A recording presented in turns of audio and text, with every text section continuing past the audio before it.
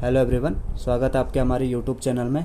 Last video में हमने question number 13 तक डिस्कस किया था, उसी को हम आगे बढ़ाते हुए आज क्वेश्चन नंबर 14 से स्टार्ट करेंगे। तो क्वेश्चन नंबर 14 हमारा क्या कह रहा है, the distance between the foci of a hyperbola is 16 and it's eccentricity is √2, the equation of hyperbola. तो यहाँ पे फोकी और इसेंट्रिसिटी दे रखी यहाँ पे हाइपरबोला की, तो इस केस में हमारे पास हाइपरबोला की इक्वेशन क्या होगी यहाँ पे।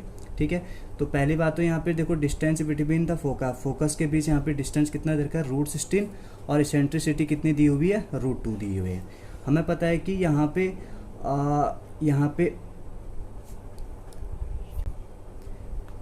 2AE इज इक्वल टू 16 के इक्वल होता है यहाँ पे, 2 इंटू इसेंट्रिसिटी √2 दे रखा है, A इज इक्वल टू 16, 2√2 नीचे आ जाएगा 16 के, तो इसको जब सॉल्व करोगे तो कितना आ जाएगा 4√2 यहाँ पे। और हमें पता है यहाँ पे ए बी के बीच relation B² is equal to A², E² minus का 1, ई स्क्वायर की वैल्यू हमें पता है कि कितना है, ई की वैल्यू √2, तो √2 का स्क्वायर 2 माइनस का 1, तो 2 माइनस 1 कितना हो जाएगा हमारे पास 1, यानी कि 32। ए की वैल्यू हमारे पास 4√2, इसका स्क्वायर करेंगे तो 4 4 16 इंटू 2 32, तो B² की वैल्यू कितनी आ गई 13। और हमें पता है हाइपरबोलिक की इक्वेशन क्या होती है, एक x² upon A² minus y² upon B² is equal to 1। A की जगह आप यहाँ पे वैल्यू रख के देख लीजिए, A² यहाँ से क्या आ जाएगा 32 आ जाएगा, तो x² अपॉन 32, B² की वैल्यू भी 32 आ रखी है, एलसीएम लेके 32 उधर चला जाएगा, तो ये हमारी हाइपरबोला की इक्वेशन आ गई। तो ऑप्शन नंबर फर्स्ट हमारा क्या होगा, करेक्ट होगा। नेक्स्ट देखो यहाँ पे क्या कह रहा है question, the dimension of vector space CR of complex number. तो ये वेक्टर स्पेस किसका है, complex number over a real number कह रहा है। तो डायमेंशन इसकी कितनी होती है आप जानते होंगे, 2 इसकी डायमेंशन होती है।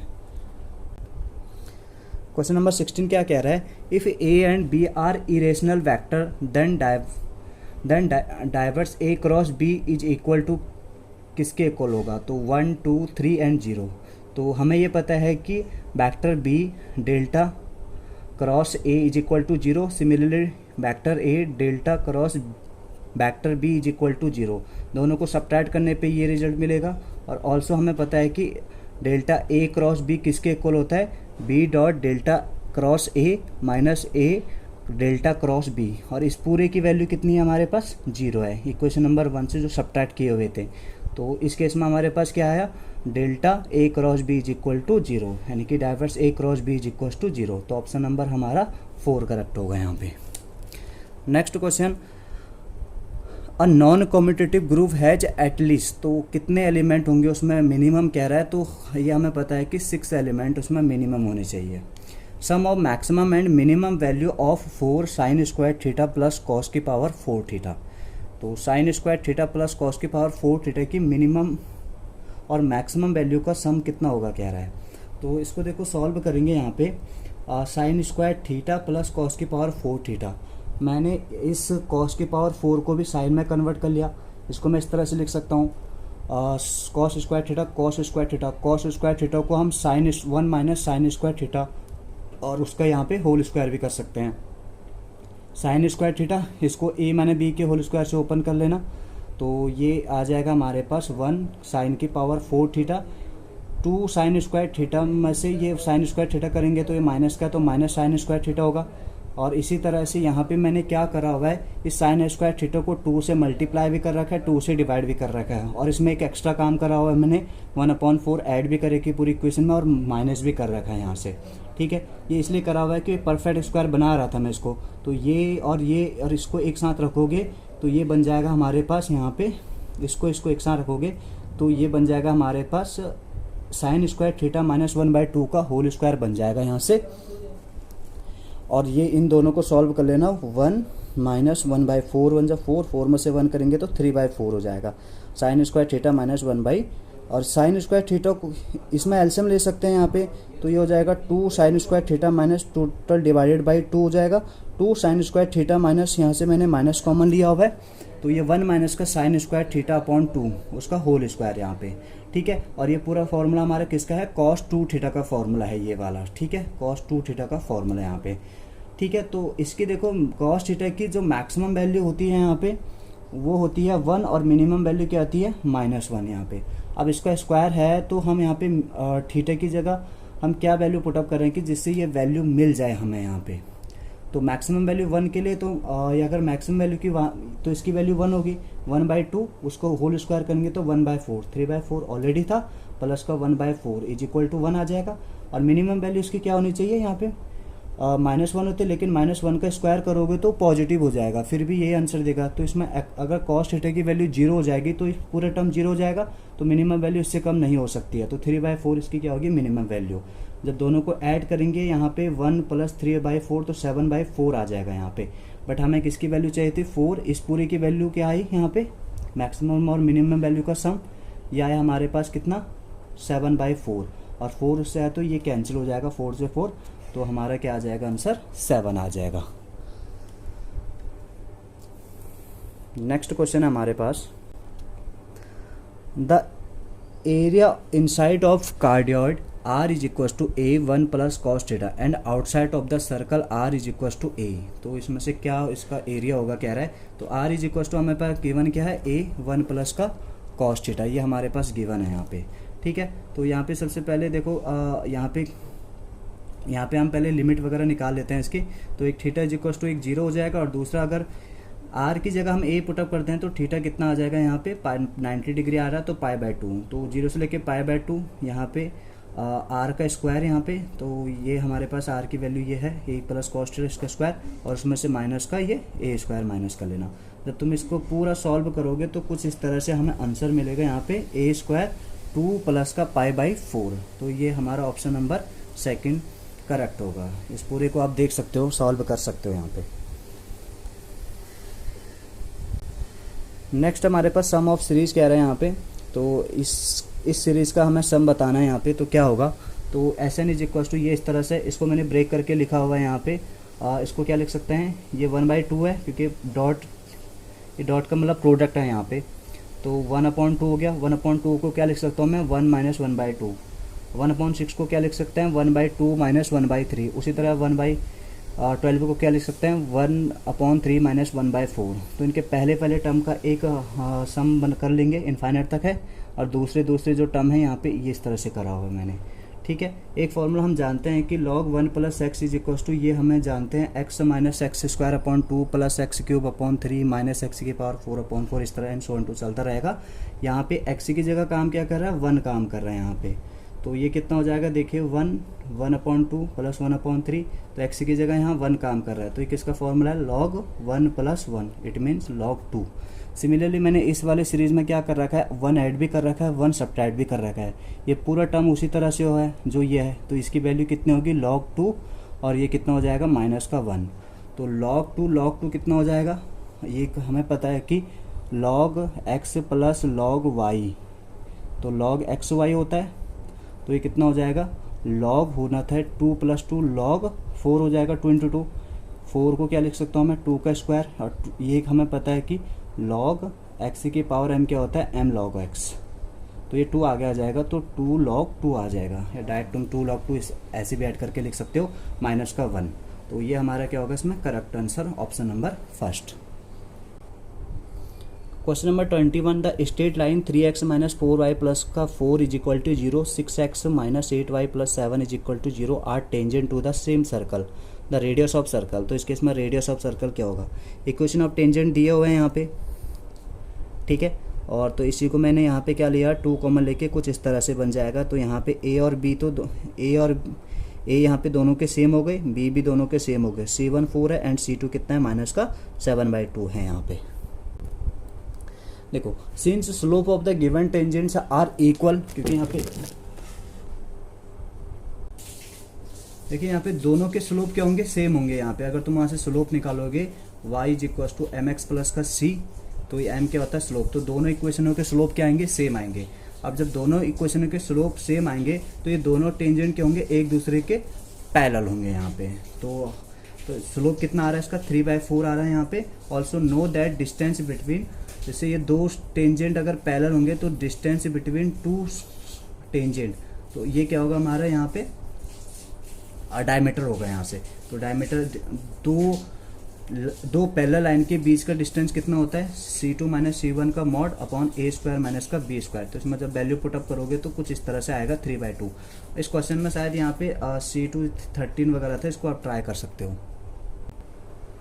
Question number 22, if fx is equal to mod x minus 1 plus का mod x then f-1 is equal to. तो ये इसमें ऑप्शन दिया हुए हैं 0, 1, -1 डज नॉट एग्जिस्ट। जब हम इसकी डिफरेंशियबिलिटी चेक करेंगे तो ये डिफरेंशिएबल नहीं है, ये फंक्शन हमारा डिफरेंशिएबल नहीं है 1 के लिए। तो 1 के लिए अगर ये डिफरेंशिएबल नहीं होगा, फंक्शन अगर डिफरेंशिएबल नहीं होगा तो यहाँ पे f-x एग्जिस्ट ही नहीं करेगा। तो ऑप्शन नंबर 4 यहाँ पे करेक्ट होगा। Question number 23, the value of 5 square plus 6 square 7 square and so on to 20 square. तो इसकी वैल्यू क्या होगी यहाँ पे, तो Sn इज इक्वल टू ये, इसमें मैंने क्या किया 1 का स्क्वायर प्लस 2 का स्क्वायर 3 का स्क्वायर 4 का स्क्वायर ऐड कर रखा है। सिमिलरली वही टर्म क्या कर लिए, माइनस कर लिए यहाँ पे। तो यहाँ से लेके यहाँ तक का हमारे पास फॉर्मूला हो गया यहाँ पे sum of square of natural number. तो ये फॉर्मूला क्या होता है n+1 2n+1 अपॉन 6। और जब इसको सॉल्व करोगे तो कितना आ जाएगा 30। n की जगह हमारे पास क्या है 20 यहाँ पे, तो इसकी जगह 20, 21 20 इंटू 2 40 प्लस को 1 41 हो जाएगा। इसको सॉल्व करोगे तो 2870 आ रहा है, उसमें से 30 माइनस करोगे 2840। ये हमारा करेक्ट आंसर हो जाएगा ऑप्शन नंबर 3।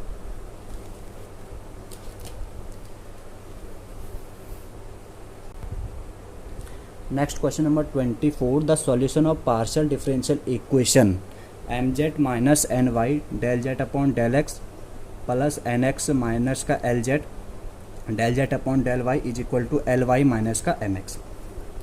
तो by Lagrange's equation dx upon dp dy upon dq is equal to dz upon r। तो ये p q r, p यहाँ पे ये हो गया हमारा q और ये हमारा r हो गया। तो इसमें वैल्यू रख ले। तो मल्टीप्लाई बाय सबसे पहले क्या कर रहे हैं हम एक्स वाई जेड। जैसे इसको एक्स वाई जेड से मल्टीप्लाई करेंगे तो नीचे वाला टर्म 0। इसको किसी भी इक्वेशन के साथ कंपेयर कर सकते हो, थर्ड टर्म के साथ भी, सेकंड टर्म के साथ, फर्स्ट के साथ कंपेयर करोगे तो ये पूरा इसके साथ 0 हो जाएगा। तो हमारे पास बचेगा क्या x d x plus y d y plus z d z is equal to 0। Integrate करेंगे तो x square upon 2 plus y square upon 2 plus z square upon 2 is equal to c कोई कॉन्स्टेंट टर्म 2 सब में LCM लेके उधर चला जाएगा। उस पूरे कॉन्स्टेंट टर्म को क्या नाम दे दिया मैंने C1। सिमिलरली एक बार एल एम एन से मल्टीप्लाई करेंगे तो कुछ इस तरह के सिचुएशन नीचे फिर 0 बन जाएगा। तो ये l d x m d y plus n d z, फिर इसको किसी भी टर्म के साथ कंपेयर करके उधर जाके ये क्या हो जाएगा, पूरा टर्म 0 हो जाएगा। तो यहाँ से इंटीग्रेट करना है इसको, तो ये आ जाएगा l x m y plus n z. तो इसका सोल्यूशन क्या होगा यहाँ पे x square plus y square plus z square comma l x plus m y plus n z. तो ये ऑप्शन इसमें लिखे नहीं है बट ऑप्शन इसमें कुछ है। नेक्स्ट है the radius of curvature of curve s is equal to a log 10 pi by 4 plus psi by 2 at case पे कह रहे हैं यहाँ पे एस साई पे। तो क्या होगा यहाँ पे, तो रेडियस ऑफ कर्वेचर, तो रेडियस ऑफ कर्वेचर हमारे पास क्या होता है rho is equal to d s upon d sine. यानी कि जो फंक्शन एस है हमारे पास, इसको साइन के रिस्पेक्ट में यहाँ पे डिफ्रेंशिएट करोगे। तो यहाँ पे जब इसको डिफ्रेंशिएट करेंगे लॉग एक्स का डिफ्रेंशिएट क्या होता है 1 अपॉन एक्स। तो ये 1 अपॉन एक्स, ये पूरा टर्म एक्स नहीं है, इस पूरे टर्म का हमने डिफ्रेंशिएट दोबारा कर रखा है। तो इसका हो जाएगा sec square pi by 4 plus का साई बाई 2। फिर ये भी एक्स नहीं है, एक्स मीन्स यहाँ पे साई नहीं है, साई के रिस्पेक्ट में कर रहे हैं इसको। तो फिर इसका टर्म, इसका डिफ्रेंशिएट 0 और इसका कितना हो जाएगा 1/2, उसको प्रोडक्ट में लिख लिया यहाँ पे। ठीक है, इस 2 को मैंने आगे लिख लिया तो a/2 हो जाएगा। 1/10 क्या होता है कॉट, तो ये कॉट एक्स हो जाएगा इस तरह से। और सेक को क्या लिख लिया मैंने 1 upon cos square pi by 4 plus का साइन बाई 2। कॉट को क्या लिख सकते हैं कॉस अपॉन साइन, तो कॉस अपॉन साइन, एक कॉस से एक कॉस कैंसिल हो जाएगा और ये हमारे पास a/2, यहाँ पे बचेगा साइन और यहाँ पे एक कॉस बच रहा है। तो 2 साइन एक्स कॉस एक्स, हमारे पास फॉर्मूला किसका होता है साइन 2x का फॉर्मूला। इस 2 की मल्टीप्लाई अंदर करोगे तो ये हो जाएगा पाई बाई 2 और इस 2 से 2 कैंसिल तो साइन। अब हमें जानते हैं कि साइन 90 प्लस का एक्स से क्या होता है कॉस एक्स होता है यहाँ पे, वो भी पॉजिटिव। तो a अपॉन कॉस साइन आएगा और 1 अपॉन कॉस क्या होता है सेक्स, तो ये a सेक्स साइन। तो ऑप्शन नंबर 2 हमारा यहाँ पे correct. Question number 27, the area of region bounded by the curve y is equal to x cube, x axis and the ordinate x minus 2 and x is equal to 1। तो इस ordinate पे इसका area बताना है। तो y is equal to x cube, यानी कि cubic function है हमारे पास, और क्यूबिक का हमें पता है ग्राफ किस तरह से जाता है, कुछ इस तरह से। x इज इक्वल टू 1 तो ये हो जाएगा, और x is equal to minus 2 कुछ इस तरह से। तो एक बार हम क्या करेंगे, यहाँ से लेके यहाँ तक का एरिया और एक बार यहाँ से लेके यहाँ तक के एरिया, तो दोनों को क्या कर लेंगे, ऐड। लिमिट कहाँ से स्टार्ट होगी इसकी, 0 से लेके 1 इस साइड के लिए, और यहाँ 0 से लेके माइनस 2। तो यहाँ से देखना है यहाँ पे इसको। तो पहले वाले 0 से लेके 1 के लिए यहाँ पे हमारे पास फंक्शन क्या है, एक्स क्यूब। तो एक्स की पावर 4/4, 0 से लेके 1 लिमिट है तो 1/4 हो जाएगा। 0 से लेके माइनस 2 तो ये कितना हो जाएगा, वाई डी एक्स, या माइनस 2 से लेके 0 भी लिख सकते हो। तो 0 से लेके माइनस 2 एक्स क्यूब यहाँ पे, और इसका इंटीग्रेट करेंगे x की पावर 4/4, लिमिट रख के देखोगे तो कितना आ जाएगा, यहाँ पे 4 आ जाएगा। दोनों को क्या कर लेंगे, ऐड कर लेंगे। तो 1/4 प्लस का 4, 17/4 यहाँ पे ऑप्शन नंबर 4 हमारा करेक्ट होगा। Next question number 28, moment of inertia hollow sphere about a diameter whose mass is m and radius a is यहाँ पे, ठीक है। तो मोमेंट ऑफ इनर्शिया क्या होता है यहाँ पे, हॉलो स्फीयर का 2mr²/3, r होता है रेडियस, m होता है यहाँ पे मास। यहाँ पे मास की जगह m ही दिया है, बट रेडियस क्या दिया हुआ है, यहाँ पे a दिया हुआ है। तो r की जगह यहाँ पे a पुटअप कर लेना, तो ये हो जाएगा हमारे पास m 2a²/3। तो option number first correct. Next है हमारे पास, if 2 roots of equation x³ minus 5x² 16x plus 16 is equal to 0 are 4 and minus 2। तो इसके दो रूट्स क्या हैं, 4 एंड माइनस का 4। Then third root of the equation यहाँ पे रूट्स निकालने का एक तो तरीका हमारे पास ये होता है कि इसको सेटिस्फाई करवाइए, एक्स की जगह पुटअप करके देखना, अगर जो भी वैल्यू यहाँ पे एक्स की सेटिस्फाई कर जाएगी तो वो थर्ड रूट वो हो जाएगा। और दूसरा ऑप्शन क्या है कि क्यूबिक रूट है, तो हमें पता है कि sum of root alpha plus beta plus gamma 3 root होंगे इसके, वो किसके बराबर होगा, माइनस का b/a। यहाँ पे 2 रूट्स तो गिवन है यहाँ पे 4 और -4 यहाँ पे, तो वो किस b की वैल्यू क्या होगी यहाँ से, -5, और a कितना होगा इसके साथ क्या है 1, तो -5/1 आगे से माइनस फॉर्मूले का है, ये कैंसिल हो जाएगा। तो गामा इज इक्वल टू कितना आगे यहाँ पे 5 हो गया यहाँ पे, ठीक है। तो ऑप्शन नंबर यहाँ पे हमारे पास 4th करेक्ट होगा। Question number 31, if vector f x plus 3y I plus y minus 2z j x minus a z is equal to k is solenoidal then a is equal to, तो divergence f is equal to किसके बराबर होता है यहाँ पे 0 के equal, और ये किसके इक्वल होता है del f upon del x del upon del y plus del upon del z is equal to 0 के बराबर हो जाएगा। तो इसको अगर x के रिस्पेक्ट में हम डिफ्रेंशिएट करेंगे, पार्शियल डिफ्रेंशिएट करेंगे तो कितना आ जाएगा 1, बाकी x किसी में नहीं है। y पे दूसरे इसको y के रिस्पेक्ट में करेंगे तो y के रिस्पेक्ट में भी 1, एंड z के रिस्पेक्ट में कितना आएगा, ये माइनस का a आएगा यहाँ पे, तो ये माइनस का a आया इज इक्वल टू 0। तो दोनों को ऐड करेंगे 2 minus a is equal to 0, तो a की वैल्यू कितनी आ जाएगी, 2 आ जाएगी।